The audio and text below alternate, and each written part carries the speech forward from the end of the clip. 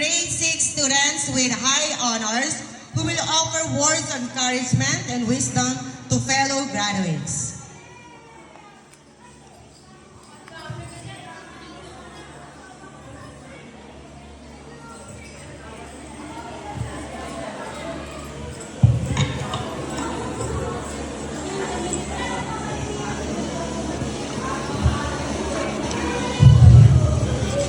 To our school director, Mr. Glenn Christopher G. Orhena, school directress, Mrs. Marisa H. Orhena, school principal, Professor Eloisa E. Oliveira, faculty, my fellow graduates, parents, friends, ladies and gentlemen, a pleasant afternoon.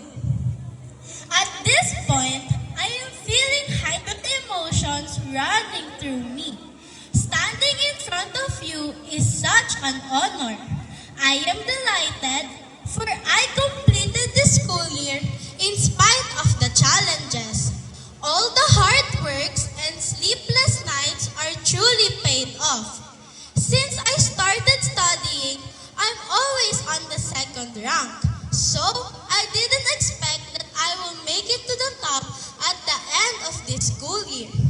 Thank you, Lord, for always guiding me in everything that I do. Without you, nothing would ever be impossible. I would like to take this opportunity to give thanks to my beloved parents. Daddy, working abroad and being away from us is hard on your part, but you enjoy it so that we can have a good future. To my mommy, thank you for always being my mentor. You always motivate me to do things that I think I cannot do and makes them all possible. Daddy and mommy, thank you for your love and support. Life might not be easy, but you work it out for me. To my baby sister Zoe, Ate loves you so much. To my inay, lola, and lolo, thank you for believing in my capabilities and potential.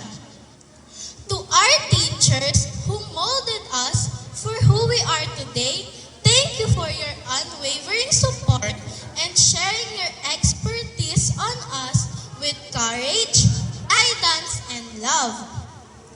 My dear graduates, this isn't the end of our journey, but rather a commencement of a new chapter. We have much more to achieve and to overcome on our path to success. Pray because God listens, dream because it gives you directions, and with the guidance of God and our family, our dreams will make it happen.